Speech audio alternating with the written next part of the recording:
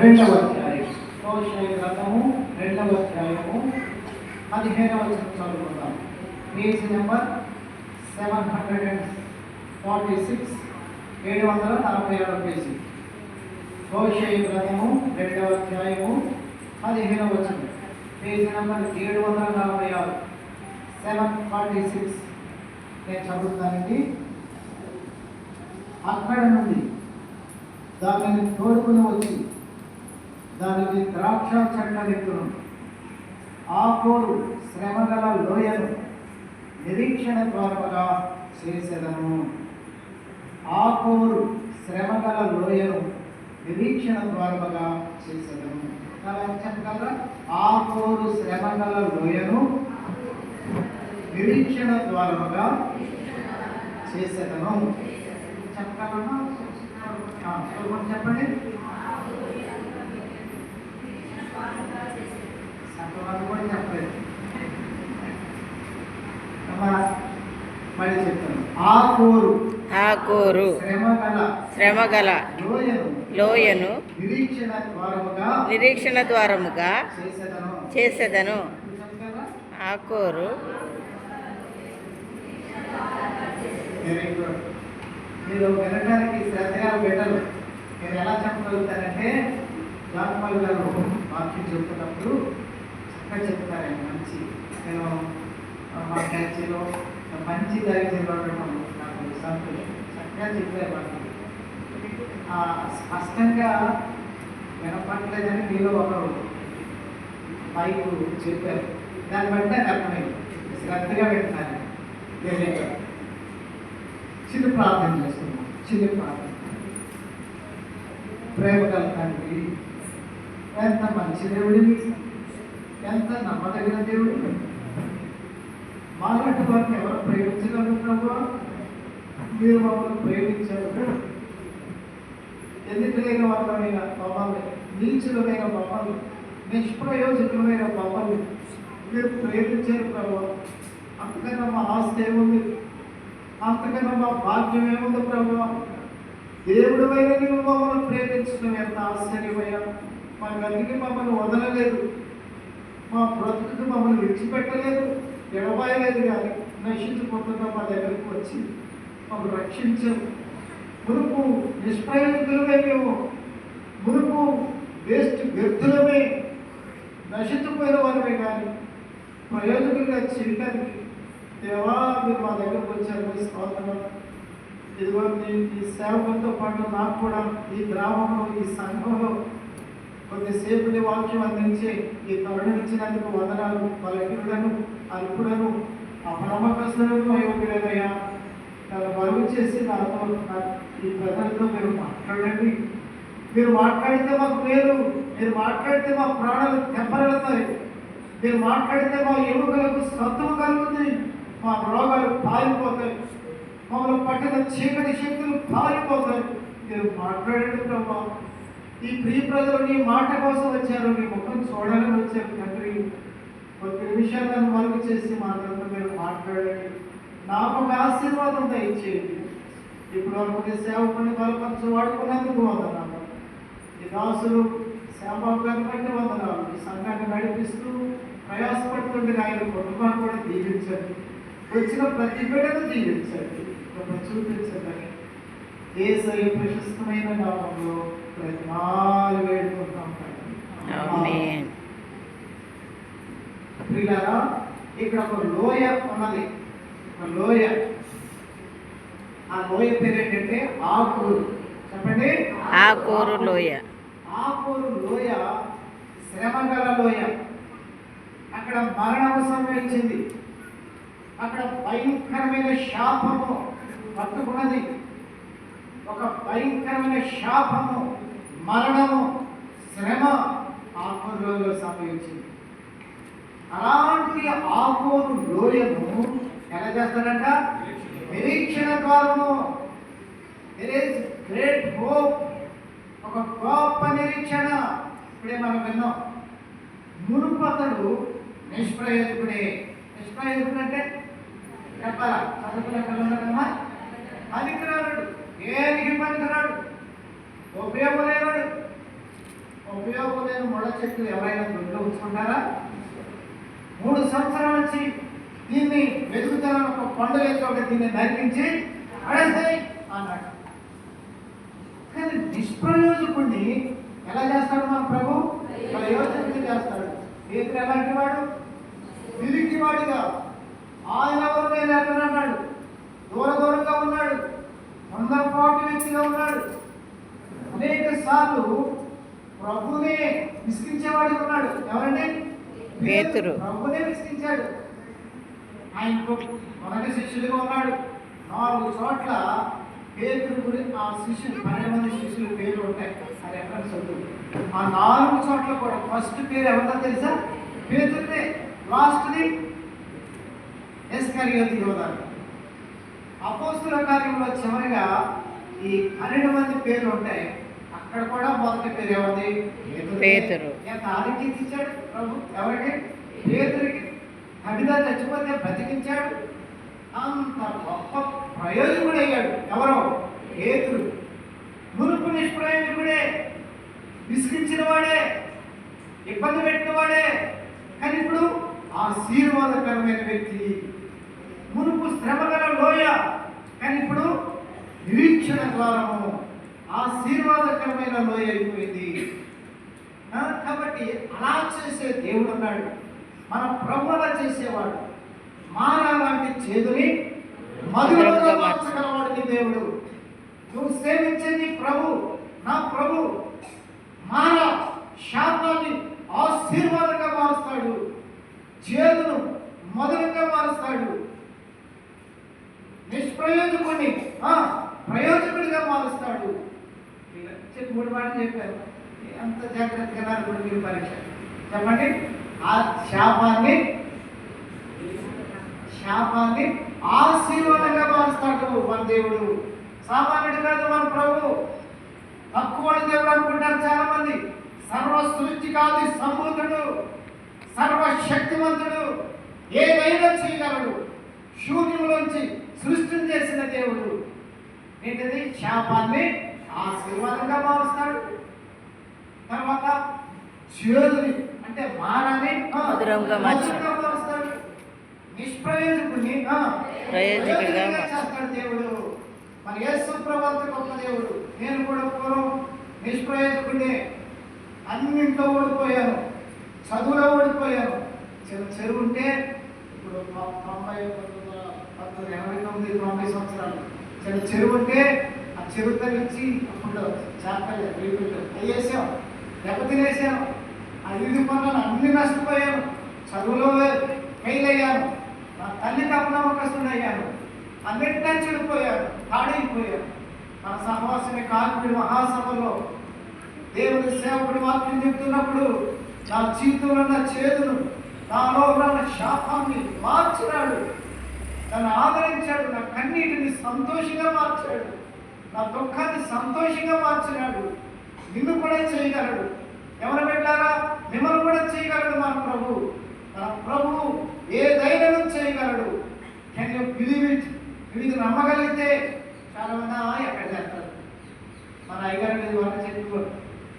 నమ్మి ప్రార్థన చేస్తే దేవుడు ఏదైనా చేస్తాడు. చెప్తాం కాబట్టి ఏంటంటే ఏం చేస్తాడని ఇంటికి వెళ్ళిపోయి అప్పట్లో ఈ రామాలయం లేవు, చిన్న గుడిస్తుంది ఆవిడికి, ఇంటి ముందు తాడి చెట్టు ఉంది. ఇది ప్రార్థన చేస్తే ఈ రామకృష్ణ విశ్వాసం చేసేవాడు ఈ పండుగ అప్పటి పడుకోమంటే పడుకోద్దు అన్నాడు కదా దయచేయడు అని రాత్రాంతం ప్రార్థన చేద్దామని సంప్రదాయం మొదలు పెట్టినట్ట. ఏంటిది?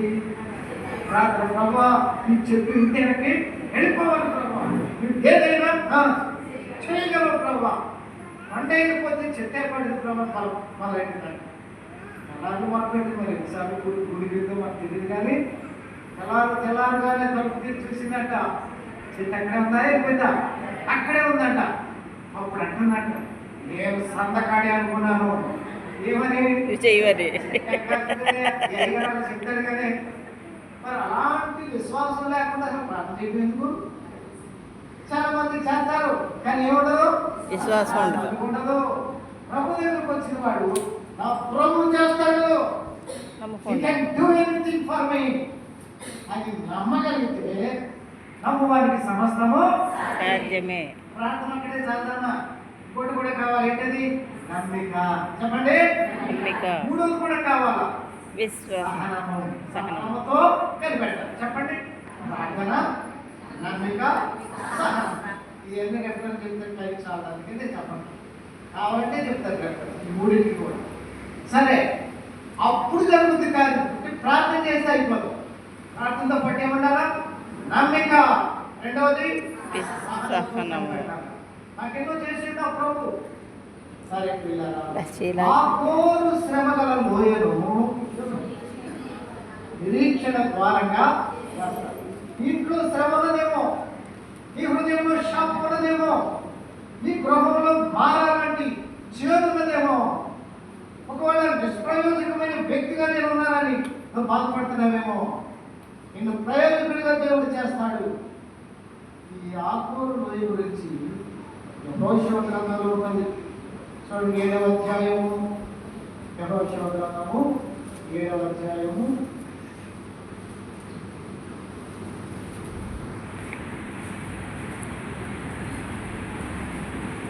24వ వచనం.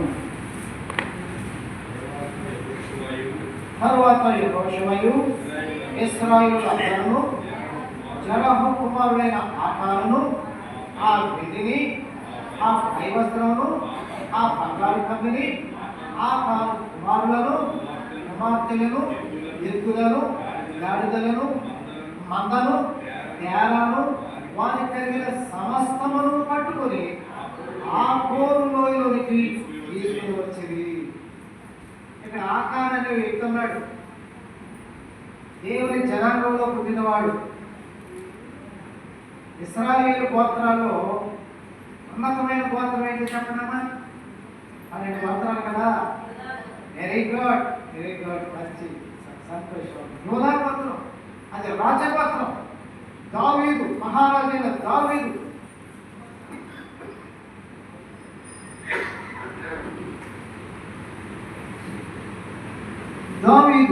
ఆ యోధా గోత్రంలో నుండే వచ్చాడు.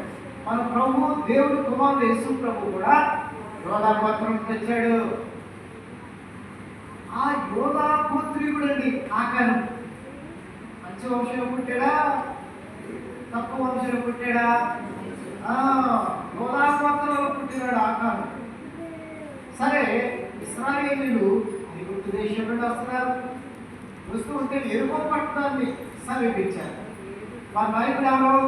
అమ్మ ఇలాగంటే నా వైపు దృష్టి పెట్టి వాక్యం ఎట్లా ఉంటే నీకు స్వరాలు, నిద్రరాలు, పరత్యాలు కూడా నా పక్కన ఇక్కడ కులుకులమ్మ నాకు నిద్ర వచ్చేది. నేను చెప్పాను, యెహోషువ నాయకుడు, ఆ నాయకుడి యొక్క నాయకత్వం ఇశ్రాయేలు వచ్చారు. ఎరుకో పట్టణంలో ఉంది. యెహోషువ చెప్పాడు, ప్రజలారా, దేవుడు మనకి ఆ ఎరుకో పట్టణాన్ని అప్పగించబోతున్నాడు. దాన్ని మనం జయించబోతున్నాం. దాన్ని మన చేతికి ఇస్తున్నాడు.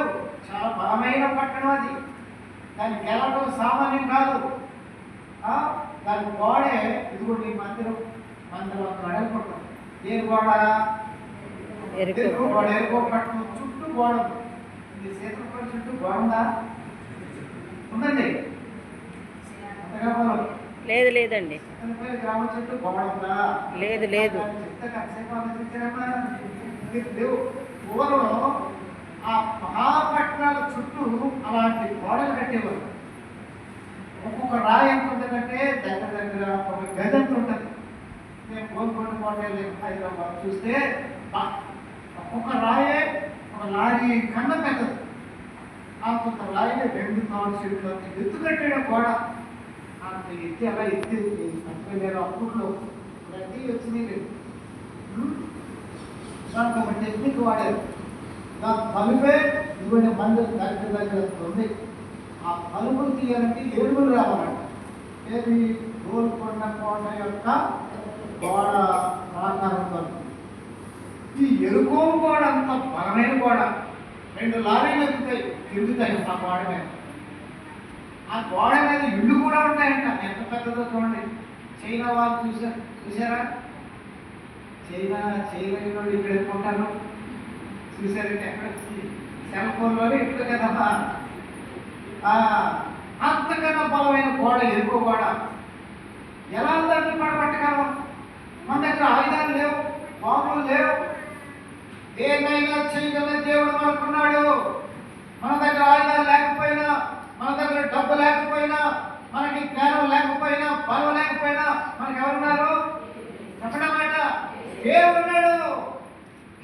మనకే దేవుడు పట్టణాలు అప్పగిస్తాడు. 7 రోజులు 7 సార్లు పాటలు పాడుతూ, ప్రార్థిస్తూ, గోరు ఊదుతూ తిరుగుతున్నప్పుడు 7వ రోజున ఏమవుతుంది? అంటే మీకు తెలిసిందే కదా, గోడలు కూలిపోతాయి. రోజు చెప్పాడు. అయితే ఒకటి ఏంటంటే, ఇది శాపగ్రస్తమైన పట్టణము. ఏ పట్టణం అండి ఇది? శాపగ్రస్తమైన పట్టణము. దానిలోని మీరు ఏది తీసుకోకూడదు అని చెప్పాడు. చూడండి 6వ అధ్యాయం 18వ వచనం. యెహోషువ గ్రంథం 6:18. శపింపబడిన దానిలో కొంచెమైనను మీరు తీసుకుని ఎడల మీరు శాపగ్రస్తులై ఇశ్రాయేలుల పాడెములకు శాపము తెప్పించి దానికి బాధ కలుగజేయుడు కనుక శపింపబడ్డ దాన్ని మీరు కొట్టకూడదు. వార్నింగ్ ఇచ్చాడు ముందే. మనం దాన్ని గెలుస్తాం. ఆ శాపగ్రస్తమైన పట్టణంలో దేన్ని కూడా మీరు తీసుకోవద్దు. మీరు తీసుకుంటే మీరు శాపగ్రస్తులు అవుతారు. మీ పాడేరు కూడా శాపం తెస్తారు, బాధ తెస్తారు అని అందరికీ వినపడేటట్టు చెప్పాడు. ఎవరు? నేను ప్రశ్న అడుగుతాను, చెప్పాలి నాకు జవాబు. నా స్కూల్లో అలవాటు అయిపోయింది. ప్రశ్న అడుగుతాం, అది చెప్పాలి. అది చెప్పకపోతే నాకు డౌట్ వచ్చేస్తుంది. మీరు ఎక్కడన్నా ఎక్కడికి వెళ్ళిపోయారండి. ఎక్కడికి వెళ్ళిపోయారు? అనిపేసి వచ్చావా? ఆఫీస్ వచ్చావా? ఫ్రిడ్జ్ అక్కడికి వెళ్ళిపోతాం. గదిలోకి వెళ్ళిపోతాం. కోతి గురించి చెప్పేవారు దైవజనుడు. కోతి, మనిషి యొక్క మనసు కూడా కోతి లాంటిదేనండి. అది తిన్నగా ఉండదు. ఏది? మనసు. అక్కడికి వెళ్తుంది, ఇక్కడికి వెళ్తుంది, ఇటు తిరుగుతుంది, అటు తిరుగుతుంది. ఒక కోతినంట ఊరేగిస్తూ దీని మీద తీసుకొస్తారంట, రథం మీద. ఊరుగంటలు వేసారు, మంచి వస్త్రాలు వేసారు, రాజువారి వారికి సన్మానం చేయడానికి ఊరేగిస్తూ ఒక పెద్ద రథం మీద ఊరేగిస్తూ తీసుకొస్తారంట. కోతి అనుకుంటుందప్ప, ఎంత గౌరవం వచ్చింది నాకు ఈ రోజున అని ఆనందంగా కూర్చుందట. నేను గౌరవంగా కూర్చోవాలి నేను అని అంత గౌరవం పెట్టేప్పటికీ అలాంటి పిల్ల 4 అరటిపళ్ళు తీసుకుని తింటూ చూస్తుందంట. అంతే. ఈ రాజుగారు ఏం చేశారు? సింహాసనం నుంచి దిగిపోయి అరటిపళ్ళు తీసుకుని పరుగు ఎక్కడ ఉంది? మన మనసు కూడా అలాంటిది. కొంతమంది వాక్యం ఉంటారు కానీ ఇంటికి వెళ్ళిపోతుంది మనసు. అక్కడికి వెళ్ళిపోతుంది, ఇక్కడికి వెళ్ళిపోతుంది. మనసును ఆదరణ చేసుకోవాలి, ఆదరణ చేసుకోవాలి. సరే, కాబట్టి మీరు దీన్ని తీసుకోవద్దు, దీన్ని ముట్టుకోవద్దు. ఇది శాపగ్రస్తమైంది. దీన్ని నేను నిషేధించానని చెప్పాడు దేవుడు. ద్వితీయోపదేశకాండంలో కూడా ఉంటుంది ఆ మాట. చూడదు నేనైపోతుంది. ద్వితీయోపదేశకాండం 7వ అధ్యాయము 26వ వచనం. దాని వలె నీవు శాపగ్రస్తుడవు. అది అలా చదవాలి. శాపగ్రస్తుడవు కాకున్నట్లు హేయమైన దాన్ని తేకూడదు. ఏంటిది? హేయమైనది. హేయమైనది. నువ్వు దాన్ని ఇప్పుడు తేకూడదు. నువ్వు శాపగ్రస్తమైన దాన్ని ఇంటికి తేకూడదు. దానికి లాగా నువ్వు కూడా అయిపోతావు అంటాడు. మళ్ళీ చదువునా? 7వ అధ్యాయము 26వ వచనం. దాని వలె నువ్వు శాపగ్రస్తుడు కాకుండానట్లు హేయమైన దాన్ని ఇంటికి తేకూడదు. అది శాపగ్రస్తమే కనుక దాన్ని కొద్దిగా రోసంటే తోసివేసి దాన్ని కొద్దిగా అసహ్యపడాలి. దాన్ని ఆశపడకూడదు. గుర్తుపెట్టుకోండి, దేవుడు నిషేధించిన దాన్ని అసహించుకోవాలి తప్ప మాట్లాడకపోతే వదలలేము. అసహించుకోవాలి తప్ప ఆశపడకూడదు. దేన్ని అసహించుకోవాలి? ఏమైన దానిని దేవుడు దేనైతే నిషేధించాడు, వద్దు అని చెప్పాడో నేను ఆశపడదు. అది ఎంత గొప్పదైనా సరే, అది ఎంత అందమైనా సరే, అది ఎంత అవసరమైనా సరే, దాన్ని మాత్రం చెప్పనక్కర్లేదు. ఆశపడదు, అసహించుకోండి. అది ఎంత విలువైనదైనా సరే దేవుడు దాన్ని నిషేధించాడు. మనం చదువున్నారా? దానివల్లే కాకున్నట్లు లేకూడదు. హేయమైంది, అసహ్యమైంది, శాపగ్రస్తమైంది తేవద్దు. ఇంట్లో ఉండకూడదు. అది నాత్మీకంగా ఒక మాట లేవు. శ్యామబైలు ఎంతమంది ఎదురున్నామా? అందరికీ తెలుసండి. ఏం ప్రశ్నగా ఆయన ఎవరు? అదే కదా. సరే, దైవజనం మాట్లాడేవాడు. నేను అప్పుడే మాట్లాడుకోలేదు. ఎవరు మా మేనమా గారు వెంకటప్ప వేస్తారు. ఆయనతో పాటు నాకు తండ్రి ఇంటికి వెళ్ళాడు. మీరు మా మామయ్యతో మాట్లాడుతున్నారు, ఉంటే తింటాం, లేకపోతే అలా పడి చస్తాం అంతే తప్ప దాన్ని మేము ఆశపడము. ఆ మాట మాట్లాడి 30 సంవత్సరాలైంది. ఇప్పటికీ నాకు గుర్తుంది. ఉంటే చెప్పండి, తింటాం, లేకపోతే ఇట్లా పడి చేస్తాం. పడి చేస్తాం తప్ప అలాంటిది మాకు అవసరం లేదు. దేవుడు నిషేధించిన దాన్ని ప్రోత్సహించే వద్దు. మనకి అవసరమైతే ఆయన ఇస్తాడు. ఎవరి వల్ల కూడా వస్తు పెడతాడా, అమ్మాయిపరుస్తాడా, నీకు చేయడా, నమ్మకం లేదా? నిషేధించిన దాన్ని మీరు ఆశపడదు.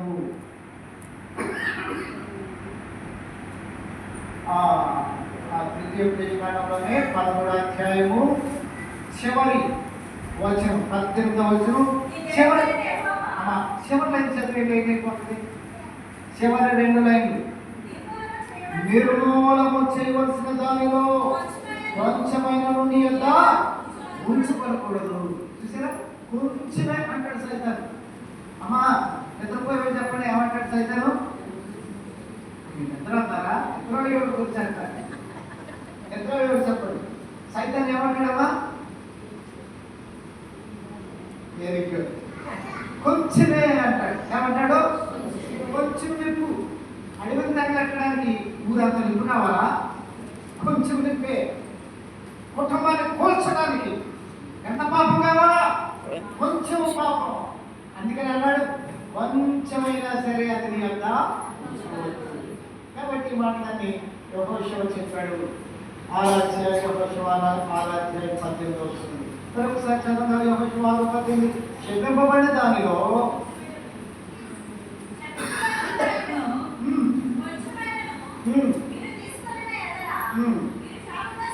ఇక్కడ కూడా అన్నట్టు చూసారు. కొంచెమైనా అక్కడ సైతాన్ని ఉంటాడంటే ఎక్కువ కొంచెం చూడు.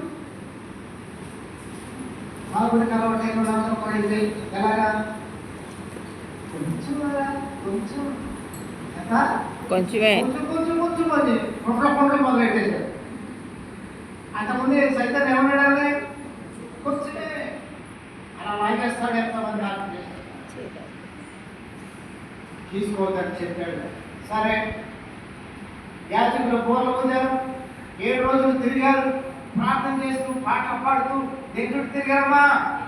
అందరూ చెప్పండి. దేని చుట్టూ? గోడ ఎలాంటి? ఇలాంటి గోడ కాదు. రొట్టెలు వచ్చినా పడగొట్టలేవు అలాంటి గోడలు అవి. ప్రతిష్టల బలమైన గోడలు అవి. ఎత్తులు ఉన్నాయి. కూలిపోయిన గోడలన్నీ. దేవుని శక్తి ముందు ఏ శక్తి నిలబడలేదు, కూలిపోయింది. ఆ గోడ ఎక్కేశారు. ఆ పట్టణాన్ని పట్టుకున్నారు ఇశ్రాయేలు అంతా. జయం వచ్చేసింది, గొప్ప జయం వచ్చేసింది. సంతోషపడుతున్నారు. ఎవరి పనులు ఉన్నారు, కానీ ఒకటి మాత్రం ఒక పనులు ఉన్నాడు. ఎవరతను? ఆకాను. అనండి, హెచ్చరికగా ఉండాలి.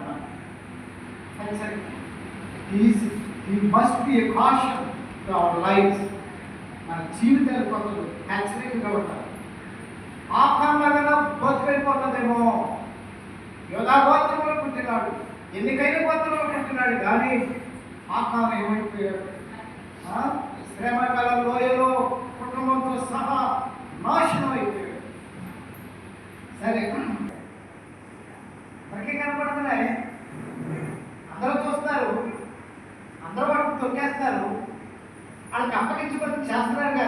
ఇతను మాత్రం పని మానేసి అక్కడ నిలబడి చూస్తున్నాడు. ఏం చెప్పడంటే మంచి క్షీణాలు పై వస్త్రం ఒకటి. రెండవది వెండి, చెప్పండి వెండి. మూడవది బంగారం. ఎమ్మెల్యే ఎక్కడ చూసిన బంగారం అందరూ చచ్చిపోతారు. ఎన్నడూ ఆశించద్దు. చెప్పండి దేవుడు వద్దు అన్నదాన్ని ఆశించకూడదు. అంటే అవసరమైనా సరే ఆశించకూడదు. అది ఎంత గొప్పదైనా సరే దాన్ని ఆశించకూడదు. చెప్పండి దేవుడు నిషేధించాడు. చెట్లో ఉన్న పనులన్నీ తినేసే కానీ ఏంటది మంచి చెట్లు దేవుడు చెప్పండి మాత్రం తినొద్దన్నాడు. చూడొద్దన్నాడా, తినొద్దన్నాడా, పుట్టుకోవద్దన్నాడా? పుట్టుకోవద్దన్నాడా, చూడొద్దన్నాడా? ఏం చెప్పడం ఒకటే చెప్పాడు, తినొద్దన్నాడు. అది చూసింది, ఎప్పుడు చూస్తానే ఉంది అవ్వ. కానీ ఈసారి చూసినప్పుడు ఆశ పుట్టింది. సైతాను ప్రేరేపణతో చూడొచ్చు, చూసినప్పుడు ఇది ఆశ కలుగుతుంది. మొట్టమొదటి ఏంటంటే మనిషి పాపలో పడిపోవడానికి, శ్రమగా ఆకుకూరలో పడిపోవడానికి, ఒక వ్యక్తి జీవితం ఆకుకూర బ్రతుకులా వెళ్ళిపోవడానికి మొదటి స్టెప్ ఏంటంటే చూడటం. చూడటం ద్వారా సైతాను ఊరిలో చిక్కుకుపోతారు. చూడటం పాపం కాదు, కానీ చూసి ఆశించడం పాపం. ఇక్కడ చూస్తున్నాడు, ఆ మూడింటిని చూస్తున్నాడు. చూడగానే ఏం కలిగింది? ఆశ కలిగింది. చూడండి అసలు ఏం చెప్తాడన్నమాట.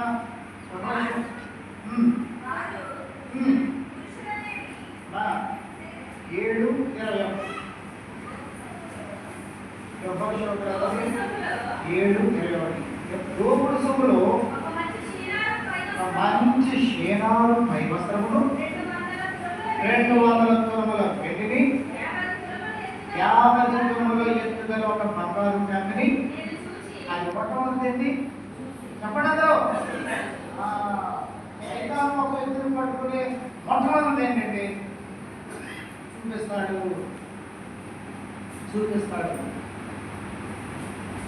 కనపడితే తాళంటేటప్పుడు కనపడతాయి, నిషేధించిన కనపడతాయి. నేను చెప్పాను కదా, ఆశించే విషయాల్లో నాకు దేవుడు నేర్పిన 3 నియమాలు. ఒకటి ఏంటన్నాను, ఆశించే విషయంలో దేవుడు ఇచ్చిన 3 నియమాల్లో మొదటి నియమం ఏంటంటే దేవుడు నిషేధించిన దాన్ని ఆశించదు. అంటే దేవుడు అనుమతి ఇవ్వని దాన్ని ఆశించదు. రెండోది, నీకు అర్హత లేని దాన్ని ఎన్నడూ ఆశించదు. నేను ఎంఏ బిఎడ్ చదివాను. నాకు అర్హత ఏంటి? ఏ ఉద్యోగం నాకు అర్హత అర్హత సరే. ఇంజనీర్లో ఏ ఉద్యోగం అనుకున్నావా? నేను దాన్నే ఆశించాను, నాకు అదే అర్హత. అంటే ఉద్యోగం ఉండాలి అంటే అర్హత లేని దాన్ని ఆశించకూడదు. ఇక మూడోది, అవసరం లేని దాన్ని కూడా ఆశించవచ్చు. ఇప్పుడు నాకు సేవ చేయడానికి మధ్య నాకు నేర్చుకుంటాను కాబట్టి దేవుడు నాకు కాల్ ఇచ్చాడు. ఉద్యోగం చేస్తున్నప్పుడే దేవుడు నాకు మంచి కాల్ ఇచ్చాడు. కాల్ అయినా నాకు టెలిగ్రామ్ అవసరం అని అడగొచ్చాను. అది అవసరమా? కాబట్టి నేను దాన్ని ఆశించవచ్చా? కాబట్టి అవసరం లేని దాన్ని ఆశించకూడదు. రెండోది, అర్హత లేని దాన్ని ఆశించకూడదు. అనుమతి లేని దాన్ని ఆశించకూడదు. అలా ఉంటే అనేక శోధనలో పడకుండా చేయిస్తాం. సైతాను మోసంలో మునిగిపోకుండా ఉంటాం. మూడు ఆలయ. మొదటిది అనుమతి లేకుండా ఆశించదు. రెండవది అర్హత లేకుండా ఆశించదు. అనుమతి, అర్హత అవసరం లేకుండా ఆశించదు. సైతాన్ని ఆశించాడంట. ఇది అవసరమా? చెప్పండి. ఈ క్షీణాలు వస్త్రము ఇంకోటి ఏంటి? వెండి, ఇంకోటి బంగారం. మనకి అవసరమా? అవసరమై ఉండొచ్చు. మంచి వస్త్రాలు లేవేమో, అప్పులు లేవేమో, బంగారం అవసరమేమో. కానీ ఆశించచ్చా? ఎందుకని చెప్పగా అనుమతి ఇవ్వలేదు దేవుడు. చెప్పాను కదా ముందు, అనుమతి లేకుండా దేన్ని మనం ఆశించకూడదు. అవసరమై ఉండొచ్చు కానీ అనుమతి ఇవ్వలేదు దేవుడు. ఆశించి మూడోది చదువునా 7:21 యెహోషువ 7:21 దోపుడు సొమ్ములో ఒక మంచి క్షేమాడు పైవస్త్రమును 200 తులాల వెండిని 50 తులాల బంగారు కమ్మిని ఒకటి చూచి రెండవది